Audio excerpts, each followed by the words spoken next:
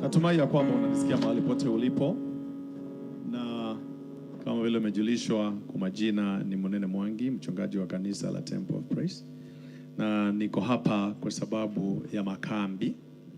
Na nianze na kupeana pole zangu kwa sababu ya msiba ambao kanisa la Mlimani limepata, na familia kwa ujumla tunawapatia pole. Hakuna mtu ambaye alipanga ya kwamba kutakuwa hivi. Hakuna mtu alifikiri ya kwamba tutaanza makambi na machozi. Lakini hata hivyo, bado Mungu yuko katika kiti chake cha enzi. Ni huzuni sana.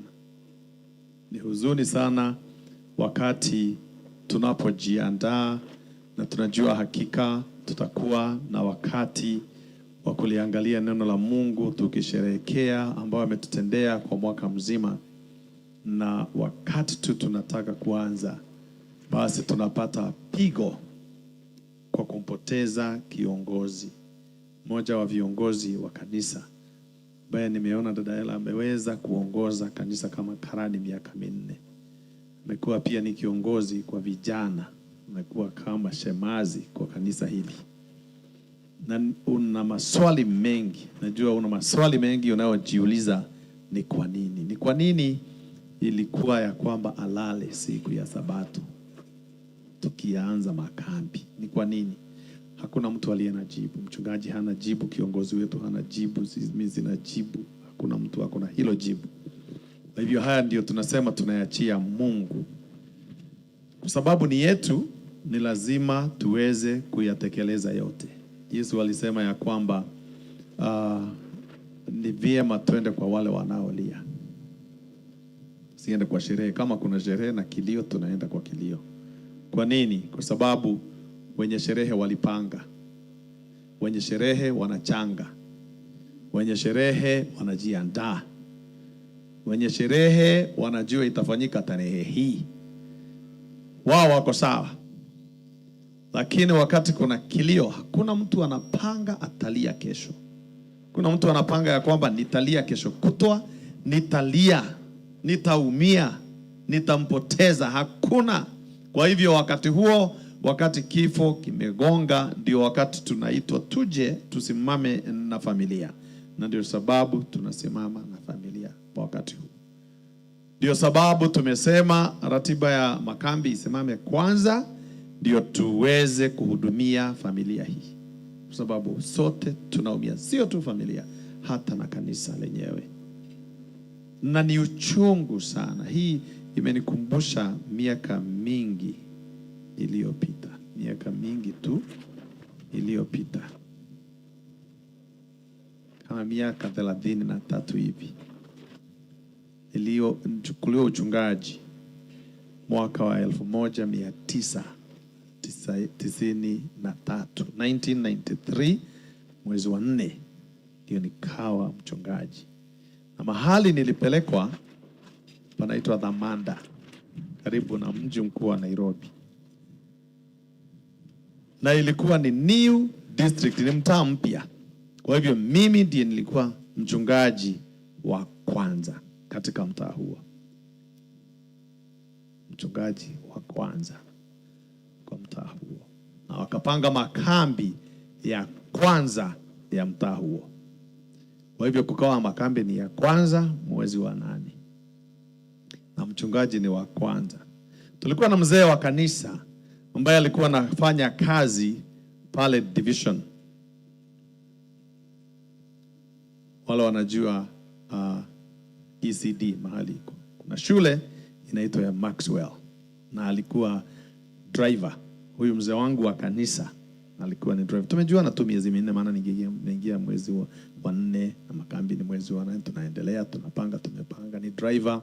Na kukawa kuna mmoja wa wafanyikazi pale ambaye alifariki kutoka Tanzania. Alikuwa ni Mtanzania. Pale alikuwa anafanya kazi, amefariki. Na ikasemekana ya kwamba huyu mzee wa kanisa ndiye atayembemba na wale watakao kuja kwa mazishi watamleta. Mzee wa kanisa tukafungua makambi Jumapili tarehe 6 mwezi wa 8. tukafungua makambi. Na akatuelezea kesho nitaondoka, nitaenda, tutaonana siku ya Jumanne akirudi. Chukua mwili akaenda, akapita Naivasha, kielekea Nakuru. Pale Naivasha basi likawa linakuja opposite direction na ikamlenga na ikapwasha mataa. Hakuwa na mahali pa kutorokea. Basi lilitorokea mti ulikuwa umeanguka pale barabarani.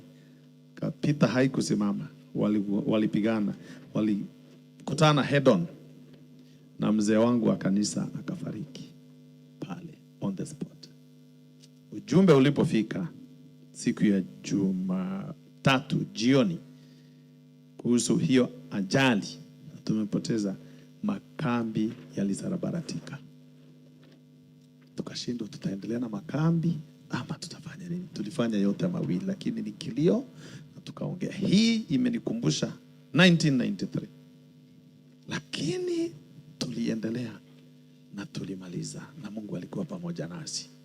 Nami nimesimama kuambia tutaendelea, tutalia, tutahubiri, tutaombea familia. Hata mkiondoka kuelekea ni wapi? Ni Musoma wapi kule wanaelekea kupeleka mwili Musoma huko. Okay. Kwa hivyo tutawakumbuka kwa maombi. Tunaweza kosa kwenda na nyie, lakini tutaweza kuwaombea. We will pray for you. Kwa hivyo nasi neno hili la kufariji familia. Na tuseme ya kwamba kama kuna kitu ambacho ni adui ni kifo. Na ningependa niongee Mwenyezi. Tunachukua wakati huu Bwana tukuangalie, tukulilie na tukukaribishe kwa mkutano huu. Sababu jambo ambalo limefanyika hapa ni jambo la huzuni.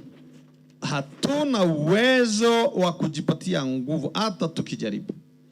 Ndio tunakukaribisha uweze kutupatia nguvu kila moja, kwa sababu usipofanya hivyo tumekwisha sisi.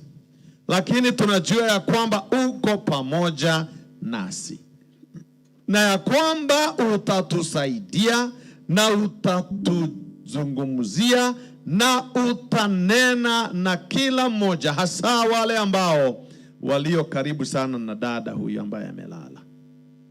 Tukilisoma neno lako takatifu Baba, tuomba uongozi wako mwema, na ni katika jina la Yesu tumeomba. Amina. Amen. Mungu alipoumba mbingu na dunia, alifika mahali akasema na tuumbe mwanadamu aliye na sura yetu na mfano wetu. Hiyo ni katika kitabu cha Mwanzo 1 fungu la 26. Na akaumba mwanamume na mwanamke wakiwa na mfano na sura ya Mungu. Na akawaambia, zaeni mkaongezeke, muijaze nchi na muitiishe. Amri ya Mungu ya kwanza kwa mwanadamu ni kuzaana. Amri yake ya kwanza, zaeni, na tena muongezeke, sio mpungue. Alisema zaeni mkaongezeke, zaeni mkaongezeke, watoto wakue, wazae, muongezeke, jazeni nchi, muitiishe. Hiyo amri Mungu alitoa kabla mwanadamu haja kula lile tunda. Kwa hivyo lengo la Mungu, madhumuni ya Mungu ni mwanadamu kuishi katika dunia hii milele kama vile alivyo. Na akasema ongezekeni, na tena akasema nchi nayo muitiishe, muishinde, isiwasumbue, musiteseke, lakini muweze kuishi na amani na muendelee kuongeza nchi. Dunia ni kubwa, dunia ni kubwa, endeleeni kuongezeka, kuongezeka, endeleeni kila mahali. Mungu akaumba mwanadamu ili tuweze kuishi vile ambavyo tunavyostahili. Lakini punde kitabu ni cha Mwanzo 3, sijui kama kuna mtu anaweza soma. Mwanzo ni 3 fungu lake la kwanza. Mwanzo 3 fungu la kwanza anasema nini? Mwanzo 3 fungu la kwanza inasema basi nyoka alikuwa mwerevu kuliko wanyama wote wa mwitu. Basi nyoka alikuwa mwerevu kuliko nani? Wanyama wote wa mwitu. Akafanya nini? Aliyowafanya Bwana Mungu. Aha. Akamwambia mwanamke, ati hivi ndivyo alivyosema Mungu, msile matunda ya miti yote, matunda ya mti ulio katikati ya bustani. Mungu amesema msiale, alafu wala msiaguse. Kwa nini? Msije mkafa. Aha, sikia. Neno linasema ya kwamba mwanadamu amewekwa duniani aishi. Lakini sura ya 3 ya kitabu cha Mwanzo kinasema ya kwamba lakini nyoka alikuwa ni mwerevu kuliko wanyama wote. Alafu akaja akaingia. Ati Mungu alisema, alijua Mungu alisema, lakini anamuuliza ati Mungu alisema msile matunda yote, alijua sio yote. Lakini hata hivyo wakanena, mwanamke akanena na joka na akamwambia nyoka, sikia, tulipewa matunda yote tule, lakini kwa tunda hili tunda ambalo liko hapa la kujulisha mema na mabaya hatustahili kula, kwa sababu amesema siku mtakapokula mtakufa. Hapo ndipo unasikia chanzo cha kifo. Mungu alikuwa amemwambia msile, na msipokula hamtakufa, lakini mkila mtakufa. Alinena hivyo kwa sababu alijua shetani yuko duniani na kifo kipo. Neno la Mungu linasema namna gani? Neno linasema ya kwamba, ukiendelea, ya kwamba yule mwanamke akamwambia njoka ya kwamba hatustahili kula, tukila tutakufa. Njoka akamwambia la hasha, Mungu anajua siku mtakapokula hili mtafunguka macho, mtakuwa kama Mungu, mtajua mema na mabaya. Na neno linasema mwanamke akanyoosha mkono akala tunda lile, akatoa tunda na akala. Si njoka alimpatia, ni yeye mwenyewe alitoa. Akijua hakika ukila utakufa, alitoa. Akala. Akatoa lingine. Akapatia mume. Na mume akala. Na mpaka leo hii tunakufa. Kwa sababu walipokula, Mungu alikuja kuwatembelea masaa ya jioni. Na alipokuja wakamsikia, wakatoroka wakajificha bustani. Mungu akaita Adamu, uko wapi? Akawaita wote kwa laini, Adamu na Hawa na nyoka. Na akaanza na nyoka, kaambia wewe, kwa sababu ya kitendo hiki, sina wakati wa kuelezea kila kitu, tutajisomea. Kwa sababu ya kitendo hiki, kutoka leo tumbo ndio utatembelea na mavumbi ndio itakuwa chakula chako. Na wewe mwanamke, kwa sababu ya kula tunda ambalo mimi nilisema msile, ukala, kutoka leo uchungu wa uzazi umeongezeka. Utakuwa unaumia. Utaumia kwa kuzaa na utaumia mtoto akilala, mauti. Itakuwa ni uchungu. Na wewe mwanaume, kwa kukubali kusikia sauti ya mke wako na ukala tunda lile nilikwambia usile, kutoka leo ardhi imelaaniwa kwa sababu yako. Wanyama wote, ndege wote, kila kitu kimelaaniwa kwa sababu yako. Na utakula chakula kwa jasho, mwisho utakufa. Na utarudi mavumbi, kwa sababu kwanza wewe ni mavumbi. Laana ya mwanamke ya nyoka haikufuata watu. Laana ya nyoka ni ya nyoka. Kwa hivyo kutembea na tumbo, hatutembei na tumbo kwa tumbo. Kwa hivyo kwa sababu ni nyoka aliambiwa hiyo maneno. Hatuli mavumbi, ni joka aliambiwa hiyo maneno. Ndiye anakula mavumbi peke yake. Akaambia mwanamke, uchungu wa uzazi umeongezeka, haukupata wanaume. Sisi hatuzikiangi uchungu mwanamke. Lakini laana ya mwanaume ikapata wote. Chakula kwa jasho, wote tunatoa jasho kwa chakula. Na mwishowe utakufa, sote tunakufa. Sio wanaume peke yake wanakufa. Na ndio leo hii tuko hapa kwa sababu ya mwanadada ambaye alipatwa na laana ya Adamu. Kama Adamu hakula lile tunda, hatungekuwa na jeneza hapa. Kama Adamu hakula lile tunda, hatungekuwa na kilio hapa. Kama Adamu hakula lile tunda, hatungekuwa na kubadilisha ratiba ya makambi. Kwanza hata hatungekuwa na makambi. Hata hatungekuwa hapa. Tungekuwa sawa, lakini alikula tunda. Hilo tunda limetuzumbua mpaka leo. Ndio sababu tuko hapa. na kifo kimetawala kutoka wakati ule. Lakini Mungu akapanga jinsi ya kuturejesha ili tuweze kujua hakika ana uwezo wa kumaliza kifo. Kuna watu hawakufa kama Enoch, mtu wa 7 kutoka Adam, hakufa. Alipaa, ndio Biblia inasema Mungu alimchukua kuhakikisha ya kwamba kuna watu ambao hawatakufa. Kuna watu watakutwa na Yesu wakiwa hai. Ndio Enoch akaenda ili wajue Mungu ana uwezo wa kuchukua mtu jinsi alivyo aende. Lakini pia kuna wengine walikufa na wakaenda kama Musa. Na kuna wengine walifufuka kwa sababu ya mifupa ya wengine. Elisha mifupa yake ilifufua mtu. Kitabu cha Wafalme wa Kwanza. Naye Yesu akaja. Soma Yohana 5:26. Wakati Yesu alipokuja, akapata dunia ikiwa haina tumaini, na kifo kimetutesa, kimetunyang'anya wazazi, kimetunyang'anya watoto, kimetunyang'anya marafiki, waume wake, wote tumenyang'anywa na kifo na hatujui tutafanya nini. Yesu akasema hivi katika wa Yohana 5:26. Anasemaje? Biblia takatifu imeandika kusema, maana kama vile Baba alivyo na uzima nafsini mwake, ndivyo hivyo alimpa na Mwana kuwa na uzima nafsini mwake. Maana kama vile Baba alivyo na uzima nafsini mwake, ndivyo hivyo alivyompatia Mwana huo uzima. Akaendelea akasemaje? 7 anasema, naye akampa amri ya kufanya hukumu kwa sababu ni mwana wa Adamu. Haya, kwa hivyo anazungumzia kuhusu uzima. Uzima ambao una Baba. 25 anasema jizuri nyumba kidogo. 25 anasemaje? 25 anasema, amini amini nawaambia. Sikia sasa. Mungu ana uzima, Mwana ana uzima.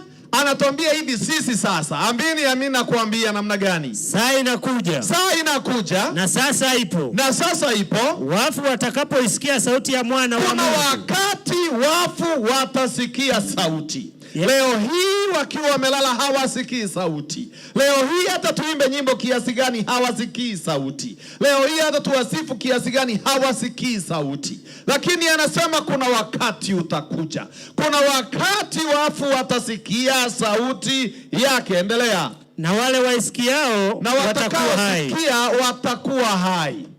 Endelea. 26. Maana kama vile Baba alivyo na uzima nafsini mwake, ndivyo hivyo alimpa nguvu kuliko kifo, ambaye ni Yesu Kristo. Kuna yule ambaye ana kifo. Dunia hii watu wanaamini kuhusu kifo. Kuna wale wanaamini kifo ni real, na kuna wengine waamini ya kwamba kifo ni real, hati kipo. Kuna watu hawaamini kifo kipo. Kuna watu wanaamini hata mtu wa kifa hafi. Mungu alisema utakufa, shetani akasema hautakufa. Na ndio unaona kuna watu ambao tulifundishwa ya kwamba kifo kikija kuna sehemu 4 watu huenda. Sehemu ya kwanza, watakatifu wakifa wakaambiwa kwamba huwa wanaenda paradiso, pahali patakatifu. Kuna sehemu nyingine ambayo inaitwa purgatorio, mahali ambako unaenda tu kufanywa unaadhibiwa kidogo. You are disciplined kidogo. Kwa sababu kama ulikuwa na makosa na si mengi sana, utaingia mbinguni, lakini kabla hujaingia utakuwa punished kidogo hapa, ukitakaswa hapa ndio uingie. Na kuna sehemu ya watoto, wakafundisha kwamba watoto wanaenda limbo, mahali ambako hakuna furaha, hakuna kucheka, hakuna kulia, hakuna kucheka, hakuna kusimama, hakuna kuketi, hakuna njaa, hakuna kushiba. Hapo ni ya watoto, limbo. Na pia wakafundisha ya kwamba kuna sehemu ya 4 ambayo ni ya jehanamu, motoni. Kuna wale wanakufa wanaenda hell. Na pia kuna watu wanaamini ya kwamba ukifa unaenda peponi. Hiyo ni mafundisho ambayo yapo. Lakini swali ni hili. Je, Biblia inatufundisha nini? Mhubiri 9:5. Mhubiri anapozungumza kuhusu kifo. Kwa sababu utasikia kuna watu wanasema ya kwamba aliitwa. Kuna watu wanasema ya kwamba alienda kwa Baba. Kuna watu wanaamini ya kwamba anaimba na malaika mbinguni. Kuna watu wanaamini ya kwamba sasa hivi yako na Ibrahimu. Lakini swali ni hili, Biblia husema nini? Fungu la 5 kitabu ni cha Mhubiri 9. Anasemaje? Anasema, Kwa sababu walio hai wanajua ya kwamba watakufa. Wale walio hai wanajua watakufa. Sisi hapa tumekaa hivi, mnaniangalia na mimi nawaangalia. Tunajua hakika tutakufa, lakini wafu hawajui neno lolote.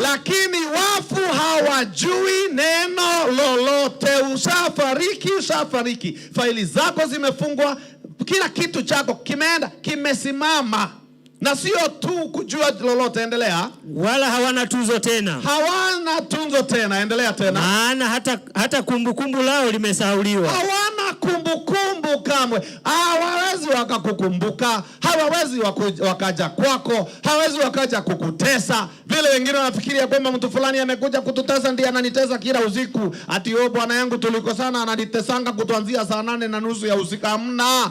Hawezi, hana kumbukumbu. Na sio tu kumbukumbu, endelea. Mapenzi yao na chuki yao. Mapenzi yao na chuki yao imefanya nini? Na husuda yao imepotea yote pamoja.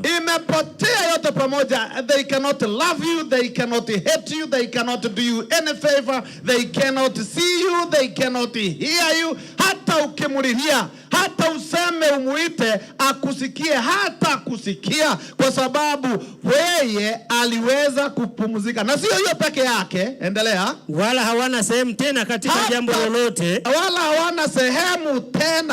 jambo lolote. Wapi? Lililofanyika chini ya jua. Hapa duniani. Ukilala umelala, hauendi limbo, hauendi peponi, hauendi binguni, uko hapa. Mtu akilala, Biblia inasema ya kwamba analala. Na ndio Yohana 14 fungu la kwanza hadi la 3 nasema msifadhaike mioyoni mwenu wakati kifo kimekuja. Mnamwamini Baba, niaminini na mimi pia. Nyumbani mwa Baba yangu mna makao mengi. Isiwe sivyo ningewajulisha. Sasa ninaenda kuwaandalia makao, na nikimaliza nitafanya nini kila moja? Niambieni hapo kama mnajua. Nikimaliza nitafanya nini? Nitarudi wapi? Kama niongelesheni kidogo. Nitarudi wapi? Kuwachukua. Niwapeleke wapi? Mbinguni. Ili mahali nilipo, huyo ni Yesu. Alisema nikimaliza kuandaa makao, ni mimi nitarudi. Hakusema mkifa mtakuja munipate. Alisema nikimaliza nitarudi. Na sijasikia kama amerudi. Na sijasikia kama hati Yesu alirudi. Ile siku tarumbeta italia, tutajua makao yamekamilika.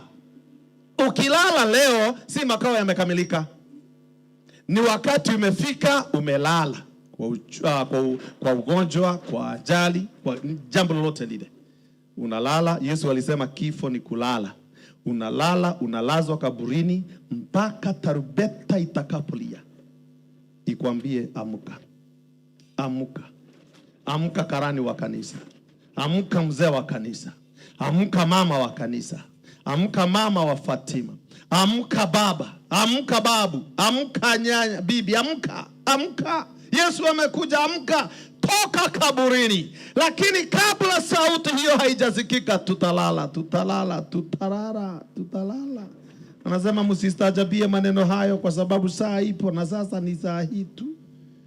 Soma kitabu cha Yohana 5 fungu la 24. Rudi Yohana 5 fungu la 24. Kwa hivyo, wakati tuko hapa, tukumbuke ya kwamba tusifadhaike mioyoni. Na ni ngumu sana, ngumu kuambia watu wasifadhaike wakati kifo kipo. Na tukiona jeneza, it's very hard. Lakini kwa sababu ni neno la Mungu, nitawaambia tu hivyo alisema, msifadhaike. Fungu mawili tusome alafu tumalize. Anasema nini Yohana 5 fungu la 24? Anasema, amini amini nawaambia, yeye alisikia neno langu. Anza 23. Ili kuna ubatizo pale. Ili watu wote wamheshimu. Yohana 5:23. Ya Yohana 5:23. Anasema, ili watu wote wamheshimu mwana. Kama vile wanavyomheshimu baba. Asiye mheshimu mwana, hamheshimu baba aliyemtuma. Amini amini nawaambia, yeye alisikia neno langu. Yeye asikie neno langu na kumwamini yeye aliyenituma, itakuwaje? Ana uzima wa milele. Asante. Yeye asikiaye na kuamini aliyemtuma ana uzima wa milele. 24. Ndio 24 anaendelea anasema, wala haingii hukumuni. Bali amepita kutoka mautini kuingia uzimani. Ukiwa ndani ya Kristo Yesu, anakuambia kulala huku kwa mauti hapa, hii si kitu ya kukutisha, lakini elewa ya kwamba umevuka tayari ukiwa hai. Sio wakati umekufa. Ukimwamini Yesu, ametoa maisha yako kwa akaunti ya kifo, umeingia kwa akaunti ya uzima wa milele. Na anasema hii kulala, watu wote tunalala, wazuri kwa wabaya, wa kanisa wasio wa kanisa, vijana kwa kina, wote tunalala, hata watu wa Mungu, hata wahubiri, hata Yesu. Hii inaitwa kifo cha kwanza. Atakapokuja basi Yesu mwenyewe atatupatia, ni kama umepewa blank check. Saa hii ni blank check haijajazwa, atakuja kuijaza.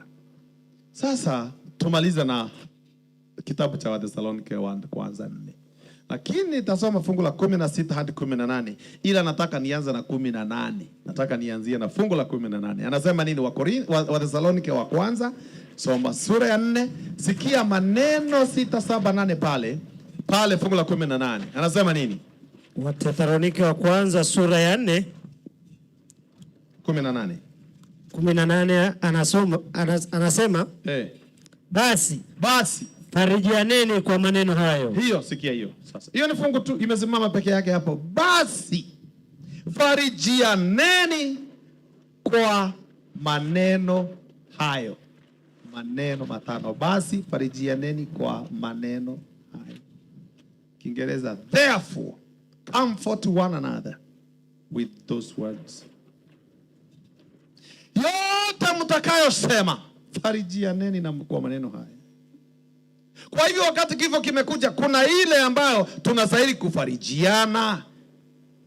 Maneno hayo ni gani? Soma 16 na 17 tumalize basi. Anasema kwa sababu Bwana mwenyewe atashuka kutoka mbinguni. Ndio maneno tunastahili kufarijiana kila mtu na mwenzake, ya kwamba Yesu mwenyewe atashuka. Hiyo peke yake ina faraja. Ya kwamba Yesu siku moja ataonekana mawinguni. Yesu siku moja ataonekana na wanadamu.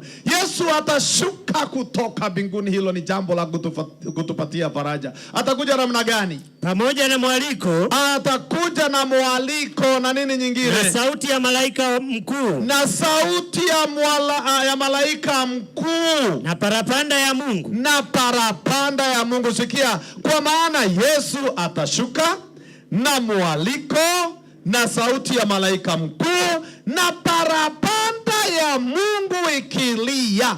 Hiyo ni kitu ya kufanya uwe na faraja wakati kifo kimeingia. Unajua kwamba hatutaishi hivi milele. Hatutakuwa na mazishi milele. Hatutawapoteza watendakazi wa Mungu milele. Hatutapoteza watoto wetu milele. Hatutapoteza ndugu na dada wetu. Hatutawapoteza milele. Kuna siku itakuja, Yesu mwenyewe ataonekana mawinguni.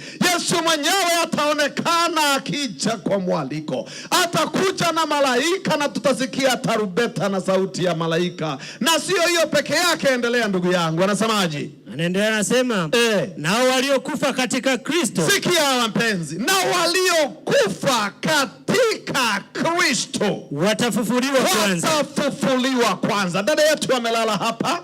Mbingu inapoangalia, mbingu inasema haijapoteza. Kwa sababu Ufunuo 14 usisome. Ufunuo 14 fungu la 13 anasema ya kwamba heri wafu wafao wakiwa katika Kristo kuanzia sasa. Kwa sababu kile wanafanya ni kupumzika, wanapumzika. Sisi tungaliulizwa, hatungekubali dada yetu alale.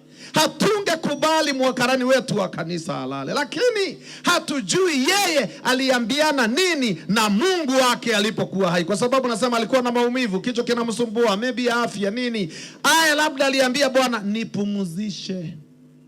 Yawezekana. Lakini sisi tumebaki na machozi. Na tunaumia kwa sababu kifo kinadunga. Kinadunga, it brings heartbreak. Kinaumiza sana kifo. Lakini tukaambiwa mfarijiane na maneno haya. Kila mtu Sema waambie Yesu anakuja, Yesu anakuja, Yesu anarudi na mwaliko na malaika na sauti ya parapanda itasikika mbinguni. Hata kuja amejificha, takuja akitangaza nimekuja. Alafu hata eternal makaburi funguka. Karani wa kanisa atatoka, Bwana asifiwe. Na wale waliolala katika Kristo watatoka kule wamelala. Lakini amesema waliolala katika Kristo ndio watafufuliwa kwanza. Kwa hivyo kuna ufufuo mwingine ya wale hawakukubali Kristo. Hata wewe kama hautakubali Kristo utafufuka tu, lakini sio hiyo mara. Hamwezi mkaamuka wote. Kulala tulilala wote, lakini ulimkataa. Sasa kuamuka hatutaamuka wote. Utangoja kidogo. Na ni wewe utafanya uamuzi. The good thing is uko hai. Na uko tu, na labda ulikataa Kristo. Labda hutaki kusikia mambo ya Yesu. Labda unaona Ukristo na wokovu ni bure, ni ovyo, ni ujinga. Ni ujinga sahi. Lakini kuna wakati haitakuwa ujinga baba. Kuna wakati kuamini Kristo itakuwa ni kitu ya kusherehekea. Sasa unaona Wakristo wajinga wanakaa hapa chini ya mavumbi hii hapa mavumbi. Sahi ni ujinga. Hata unazojingwa ni wa Kristo. Wewe unafikiri uko na raha. Wewe kazi yako unafurahia dunia yote, raha zote duniani. Wewe ukifikiri unakunywa pombe, hiyo ndio ni raha. Ukienda kila mahali utaenda. Uende kanisa, hata Yesu ulimwambia Yesu niacha nifurahie maisha. Nifurahie maisha. Utashangaa atakaporudi. Walioamini Kristo ndio watafufuka kwanza. Hata kama tumelala na wewe kaburi moja hivi, na hukuamini Kristo, nitaamuka nikwambie baba nimeenda. Na kama ni wewe tumelala na wewe kwa kaburi, na wewe uliamini Kristo na mimi sikuamini Kristo, utaniambia nimeendanga. Kaburi utashangaa makaburi ikifunguka na mifupa inapitana. Hii mifupa ni ya wale waliamini Kristo. Na Yesu hata fanya mistake. Wacha vile unazamanga Yesu atanishangaa. Akiitana nitajifanya utasikia ngo, hakuna, utabaki. Sasa ndio uamini yeye saa hii. Wewe kijana, wewe mzee, usijifanye mwerevu kuliko Yesu. Ati wewe mimi ni smart. Mimi hata ninakuanga ni smart kuliko hizi mjanja. Utashangaa. Ati wewe ni smart kuliko smartphone. Ukienda kwa Yesu umwamini. My friend, kitaumana, kitakuramba. Hata oi. Si ndio umwamini. Wacha hii turaharaha ya dakika 5. Dakika 5 unafikiri uko wapi, umefika. Hata ukiitwa mkutano ya dini hutaki. Sababu ni nini? Watu ya dini wametupita nayo. Ni nini? Ni kweli hakuna kitu lakini hiyo tutakupita tunakwambia ondoka nipite. Hata kama mmezikwa watu 5 na hawa 4 huku juu hawajaamini Yesu, na mimi ndio niko chini, nawaambieni nipishe nipite. Nipishe. Bwana asifiwe sana. Yaani itakuwa raha. Hiyo siku Yesu akija tukiambia wale tupisheni sisi. Tunapita tu, wimbo wa ibaji wameimba, tutaenda na dada tukivalizwa mavazi meupe. Ni kweli, I believe it. Yaani hiyo siku tutakuwa na raha. Tukiona wale walio lala katika Kristo walituacha na machozi. Sasa leo ni kukubatiana, tunafurahi umekuja. Halafu sikia, wakati tumefufuliwa tunaenda sote. Kwa hivyo wakati kaburi itafunguka na huko tutoke sisi wote. Anasema nini? Endelea baba. 17 anaendelea anasema, kisha sisi tulio hai. Kama hautakuwa umekufa, bora umeamini Yesu. Kisha sisi tulio hai, tuliosalia tutanyakuliwa pamoja nao. Hata na sisi, Bwana asifiwe sana. Anasema hata na sisi tutanyakuliwa pamoja nao katika mawingu. Tuende juu. Sikia. Tuende. Wacha kusema hati mtu amewekwa mahali pema peponi. Hakunanga kitu kama hiyo, ni watu walibuni ya kujifariji. Hiyo ni kitu tunazamanga tujipatie pole. Kuna peponi mahali watu wanawekwa na Yesu. Na unajua kile kinanishangaza ni kwamba mara nyingi hakuna mtu watusemi awekwe mahali pema. Hakuna. Umezasikia mtu amekufa akasema alilala siku ya Jumapili tarehe 5 mwaka 1930. Huyu Yesu usiweke mahali pema peponi. Umeshasikia? Hata sisi tunachanganya Mungu. Yeye anasema vikundi ni 2, waliomwamini na wale hawajamwamini. Na atachukua waliomwamini. Hii yote tunatumanga yote. Una kila mtu unasikia weka yeye mahali pema, Huyu weka yeye mahali pema. Ni mlevi amekataa Yesu, weka yeye mahali pema. Ni muuaji aliua, weka yeye mahali pema. Aliua watu ya kanisa, weka yeye mahali pema. Ulimarima watu hapo malisasi nayo karimu moja, Mungu weka hata huyu. Hata Mungu atakuuliza kwani ninaweka wote? Hata yeye akikukuta si atakwambia kwani anaweka yote? Umenipatia mingi hata huyu.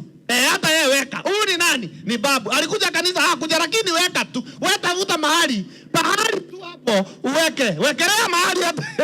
Hapana, hawekangi kila kitu. Na ndio akasema msitume. Nini mambo ya kutuma watu mtakuja kuelezea. Wacha anakuja. Mtamwambia mlituma mkiwa mmepewa kibali na nani? Hata inchi immigration inaweza kataa wewe urudishwe kwenu. Kwani Mungu peke yake hana immigration? Ako nayo. Nauliza wewe unaitwa nani? Umekujaje? Nimetumwa na nani? Kanisa ndio imetuma mimi. Lini? Walisema uniweke mahali pembe peponi. Uliniweka kwa roho yako ulipokuwa hai. Nilikuwa na shughuli sana. Rudi. Sasa Yesu hataki hiyo kazi. Kurudisha watu hataki. Ndio tutakaa wote. Yeye ndiye atakuja kuchukua, ajue ni gani anapeleka na ni gani inabaki. Tena hawezi akakubali utangulie.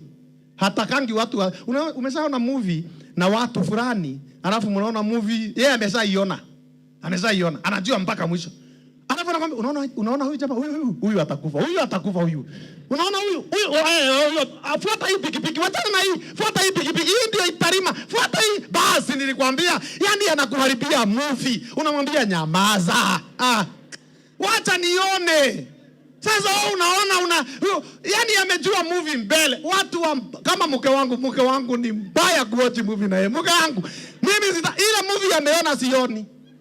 Naambia enda ukarare nione peke yangu. Maana nitajua kabla sijaona. Yani movie anaharibu. Mama Rahabu siwache. Anasema ninasikia kukwambia. Tunika kitu kana nichoma. Wacha. Anasema ati kana mchoma akaniambia unaona haka katoto katakuliwa na nyoka. Hiyo. Sasa watu wako namna ndio Yesu alikataa msitangulie sisi. Imagine watu kama hao wakienda mbinguni mbele yetu. My wife akienda mbinguni mbele, alafu siku nikuje nichukuliwe hizo niende. Amenishika tayari. Twende nikakuonyeshe kule Ibrahimu anaishi, twende nikakuonyeshe Ibrahimu. Yesu atakuwa na shida sana kutafuta mimi. Wapi Pastor Munene yako wapi? Hapana, amepelekwa na Rahabu. Wapi? Amempeleka kumuonyesha Joshua na Haroni. Kuja hata tulikuwa na Sara asubuhi. Kuja umsalimie, kuja tu usalimie. Yesu anakuambia tulia, wewe unatuonyesha. Sasa Yesu hataki hiyo biashara. Hiyo watu wanajuanga movie. Watu wakifa waendange, watatusumbua sana wale tutaenda pamoja. Mara wewe umechukuliwa unapelekwa, wewe unataka kuona Samson. Wapi Samson? Mimi nataka tu kuona Samson. Uzuri tutangoja wote ili twende mbinguni tukiwa wajinga wote. Tutakuwa wote wajinga, kuna mtu anajua. Tunatulia. Yesu anatuelezea hapa. Maana ni miaka 1000. Ndio anasema kaeni, tulia. Lala nitakuja, I will come. So when Jesus will come, the trumpet will sound. Na waliokufa wote katika Kristo watafufuliwa. Alafu anasema tutanyakuliwa. Unajua Yesu hata kanyanga hapa chini hii, hakanyangi tena hii iko na dhambi. Alimalizana nayo. Atakuwa wapi baba maliza sasa hiyo fungu la 17. 17 anamaliza anasema, tukutane ili tumlaki Bwana hewani. Sikia. Na hivyo tutakuwa pamoja na Bwana milele. Semeni amen. Yani anasema waliokufa katika Kristo na walio hai watanyakuliwa. Wote wapae. Yani siku hiyo tutapaa. Unajua leo hii huwezi ukapaa. Ati upande pale kwa ile mtu. Kama uniamini tukimaliza makambi, si wiki hii, wiki nyingine njoo hapa. Uruke hapa. Utuambie mimi nimepaa. Uruke. Utashangaa. Utaenda chini. Hata Waswahili, nyinyi Waswahili mlitupatia midhali. Mkasema aliye juu uendi mahali. Hata Zakayo alijaribu kwenda juu akaambiwa shuka. Naenda wapi? Yesu akasema mimi muniinue, ni mimi tu akwenda juu. Sasa siku ile atatupatia uwezo na nguvu ya kupaa. Hautakuwa na mabawa. Siku hizi watu wamejaribu na AI, ati unaona mtu amekufa amepewa tu mabawa, ameenda. Hata watu wana release jiwa. Unaona watu wako na jiwa doves, wanasema hiyo ndio tumeirelease, imeenda. Wapi? Ni kujifariji tu. Ati ni baruni ndio hiyo ameenda. Baruni na wewe umepuliza. Ndiye huyo. Ai. My friend. Yesu alisema ni kulala. Akija aamshe. Walio hai wabadilishwe. Wote chodo kimoja. Wingu ingieni tupae. Sote tupite kila sayari akituzungumzia. Tukienda Yerusalemu akituambia habari za wokovu. Akituambia hiki kifo kilitutesa namna gani na vile tutaishi milele na milele. Sabato tutapumzika milele huko. Ndio tukifika mbinguni atupatie taji, kila mtu shika baba. Taji ulivumilia, karibu karibu, taji na nyota, taji kila mtu atapata kwa geti. Taji shika taji. Na Yesu akikuvalisha taji nakwambia, hata kama hujavalishwa taji ya graduation usijali, utapata siku hiyo. Hata kama uliolewa na haukuvalishwa hiyo kitu, utavalishwa siku hiyo. Hata kama birthday wanakufadiza tu kitu hapa mbele ati wewe ni queen, usijali, utavaa yote wakati wa Yesu. Alafu tutakanyanga. Yesu akituongoza akimaliza, mko tayari yeza tukaone baba, hata tutakanyanga tukienda. Ndio nasikia wanaimba wimbo wanasema when the saints will march. Tutamachi tukienda kwa kiti cha enzi. Yesu ako na mpango. Na kuna itifaki mbinguni. Kuna mpango, process. Na kuna njia ya kuingia. Si saa hii ati unaenda utapitia mlango gani? Saa hii ukiati ati ameenda. Upite wapi na security ile iko mbinguni. Kuna watu nilisahau. Sikusahau, nilitaka nimalizane na wale ambao wameamini Yesu. Kuna destination. Wale hamuendi, wacha niwaambie kule mtaenda ili msiende nyumbani na deni kama mko hapa. Wale hamuendi na wale hamuamini Yesu, Biblia inasema mtakufa. Wale watakutwa hai watakufa. Hiyo ni Ufunuo 6 ukianza fungu la 16 hapo. Sasa tutasoma, enda usome. Lakini tutasoma Ufunuo 20 fungu la 5. Kwa hivyo Yesu akija atakuta vikundi vinne. Kundi ya kwanza watakatifu walio hai na waovu walio hai. Kundi ya tatu watakatifu wamekufa. Ya nne watakatifu walio amini wabaya, waovu walio fariki. Akija hii mara anakuja ana deal na watu wawili, aliyeamini, aliyemkubali. Na wale ambao watakutwa wakiwa hai, wenye dhambi, waovu, waliomkataa, waliona dunia ina maana kuliko Yesu, watakufa. They will die. They will die. Miaka 1000. Watakatifu wameenda mbinguni miaka 1000. Hiyo miaka 1000 nao hawa wamekufa. Alafu sasa itakuwa na sasa soma fungu la 5. Nasema nini? Tulikuwa tumesema tunamaliza, lakini hii imekuja tu. Nasema nini? Funuo sura ya 20 fungu la 5 anasema hao wafu waliobakia hawakuwa hai. Sikia, wafu waliobakia wakiwa hai hawakuwa hai hata itimie ile miaka 1000. Wafu wamekufa, wameachwa wale wao ni wale waovu, wameachwa hata itimie miaka 1000 na ikiisha. Fungu la 6. Huo ndio ufufuo wa kwanza. Kwa hivyo Yesu anapokuja kuna ufufuo, inaitwa ufufuo wa kwanza. Heri aliye na mtakatifu ni yeye aliye na sehemu katika ufufuo wa kwanza. Kwa nini? Juu ya hao mauti ya pili haina nguvu. Kwa hivyo kuna kifo ya pili. Endelea. Bali watakuwa makuhani wa Mungu na wa Kristo. Nao watatawala pamoja naye lini? Hiyo miaka 1000. Watakatifu wanatawala na Yesu miaka 1000, wenye dhambi wamebaki na shetani wao hapa miaka 1000. Halafu fungu la 7. Na hiyo miaka 1000 itakapokwisha, na hiyo miaka 1000 itakapokwisha, Shetani atafunguliwa atoke kifungoni mwake. Naye atatoka kuwadanganya mataifa walio katika pembe 4 za dunia. Gogu na Magogu. Endelea. Wakapanda juu ya upana wa nchi. Wakaizingira kambi ya watakatifu. Sasa sikia, miaka 1000 ikiisha, watakatifu wataingia kwa mji wa Yerusalemu na watashuka kutoka mbinguni na wakiwa ndani.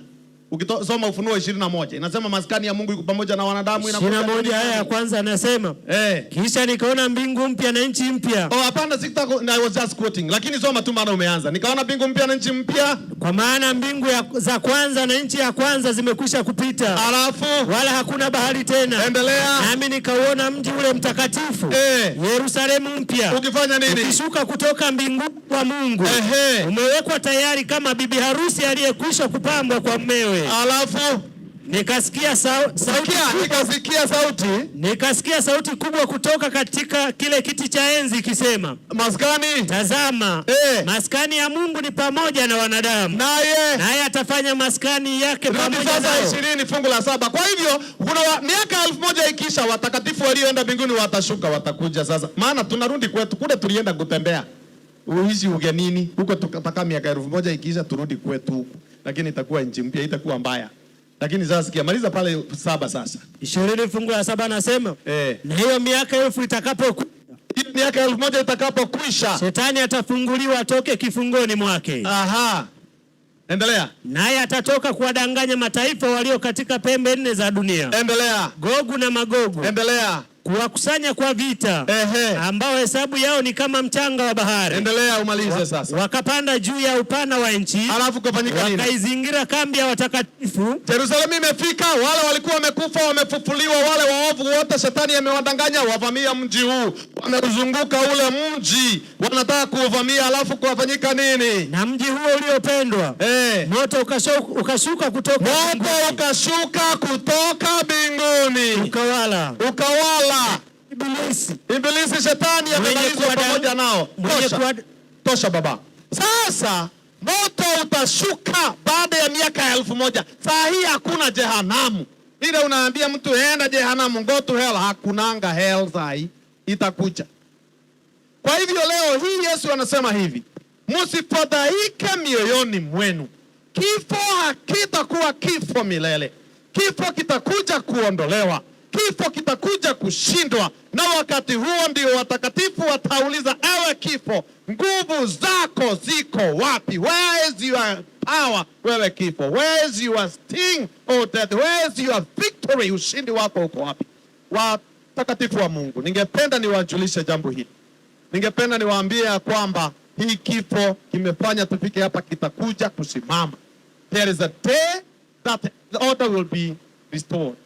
Na ningeomba wale ambao hamjamwamini Yesu Kristo kuwa Bwana na mwombezi wa maisha yenu, kuwa Bwana na mwokozi wa maisha yenu, mkubali huyu Kristo, kwa sababu ni jambo la maana sana, kwa sababu tarumbeta italia. Basi farijianeni ninyi kwa maneno haya. Bwana aweze kuwabariki, na ningependa tuombe kwa sababu ya familia hii. Ningeomba kama itawezekana familia wasonge tu, kama itawezekana familia Jooni hapa karibu. Tungetaka kuomba na nyinyi ili tumalize, tutamatishe hii. Na ninaomba viongozi wa kanisa muje msimame nyuma yao. Jooni tu, familia watapanga hapa. Panga hapa, alafu viongozi wa kanisa nyuma yao. Viongozi nikinamaliza hata watu wa baraza. Kanisa kama wewe uko kwa church board, njoo mbele. Njoo nyuma yao. Huyu ndada mlikuwa mnafanya kazi na yeye. Johnny tumpange laini. Kama kuna mzee wa kanisa awasaidia kusivilo watapanga. Wapanga laini hapa. Nyuma yao wachungaji, wazee wa kanisa, Johnny tafadhali. Na baadao washirika. Ningependa wanakwaya pia Johnny. Let's support this family. Usibaki umekaa hapo too comfortable. Come, let's tujaze hapa. Kujeni tusimame na hii familia. Ningependa muangalie huku. Angalieni huku. Wanakwaya wote, wageni wa hapa, washirika kwa ujumla, na washirika wote wa Mlimani, na wale hata wa majirani, kama umekuja kufarijiana hii familia, tafadhali kuja usimame nao. Undi leo tu, just come stand with this family. Kama kuna mtu unamjua, unamfahamu, haumfahamu, lakini ungependa kusimama na hii familia, tuna nafasi kubwa ya kila mtu kusimama. Nafasi ni kubwa ya kila mtu kusimama. Njoo hapa. Watu wa picha ningeuliza mtoke hapa, basi mje hapa pande, labda mpande kwa jukwaa ndio muweze kuchukua picha zenu vizuri, ili wapate nafasi ya kusimama. Itakuwa bora zaidi. Johnny tu. Mtawasubiri.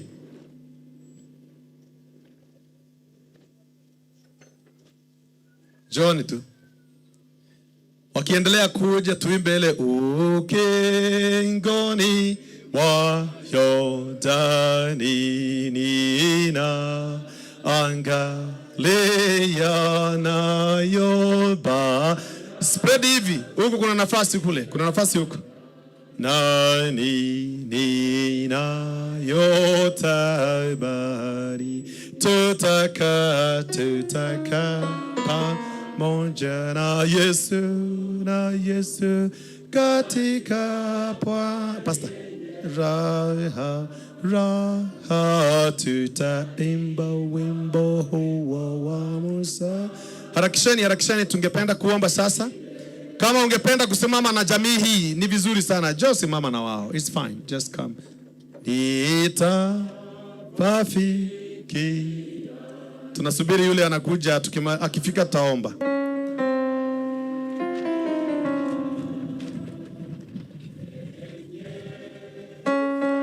Wale wamebaki basi naomba msimame kwa sababu ya maombi.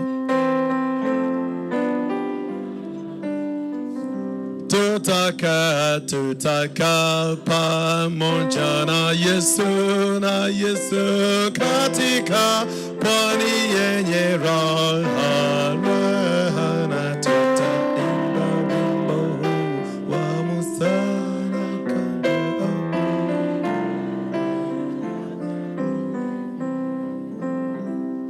Basi tuinamishe nyuso zetu tunapokwenda kuomba. Baba yetu na Mungu wetu mtakatifu wa milele, jina lako litukuzwe sana mchana wa leo.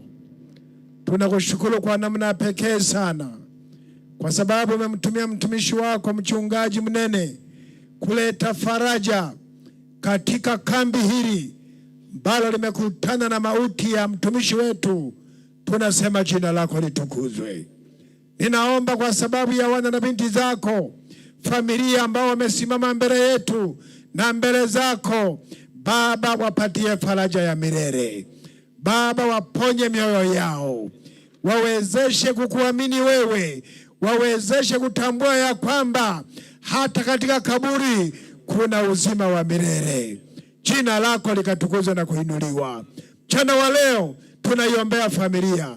Wengine wako hapa, wengine wako kule Bunda ambako wanakwenda kumpeleka mpendo wetu kumzika. Baba, faraja yako itamalaki kila mahali. Faraja yako itamalaki kanisa la Mlimani. Faraja yako itamalaki kwa Wananzengo. Faraja yako itamalaki mahali hapa na jina lako likatukuzwe. Sasa watumishi wako wataanza safari kupeleka mwili huu kuuzika katika kaburi la muda. Baba wa mbinguni, ninaombea hiyo safari wakatembee chini ya mbawa zako. Hata watakapokuwa wamefika salama, tuitukuze jina lako. Kuna wengine ambao watabaki wakiendelea mikutano ya makambi. Tunaomba Yesu uendelee kuponya mioyo yetu. Na kupitia neno lako, jina lako likatukuzwe. Asante kwa sababu umesikia kuomba kwetu. Asante kwa sababu umetenda. Asante kwa sababu mioyo yetu imeponywa na neno lako. Jina lako likatukuzwe. Lakini napenda kuomba ombi la pekee. Tukiwa tunaendelea kufumba macho, ikiwa kuna mtu hapa anasema mimi nilikuwa sijampokea Yesu, lakini kupitia neno la leo, neno ambalo limetolewa mtumishi wako, ninahitaji kumpokea Yesu. Nyosha tu mkono wako, wengine wakiwa wanaendelea kufumba macho. Kama unahitaji kumpokea Yesu, mahali popote ulipo, nyosha mkono wako. Yesu anakuona. Nyosha mkono wako kama unahitaji kumpokea Yesu. Mungu akubariki. Mungu awabariki. Baba, umeona mikono hiyo ya watoto na wana na binti zako. Naomba uwapokee hata sasa. Uwasaidie, uwalinde, uwatunze. Baada ya misiba hii wakatende mapenzi yako. Na Yesu utakapokuja mara ya pili, waungane na watakatifu wako kuingia katika ufalme wa mbinguni. Jina lako likatukuzwe. Nikimwombea na mtumishi wako mchungaji wetu Munene atakapoendelea kunena na mkutano wa makambi mahali hapa, Yesu ukaendelea kusimama pamoja naye. Yesu ukamlinde na kumtunza. Ndivyo tunavyoomba mchana wa leo, tukiamini umesikia. Ni katika jina la Mwokozi wetu Yesu. Amina. Bwana awabariki.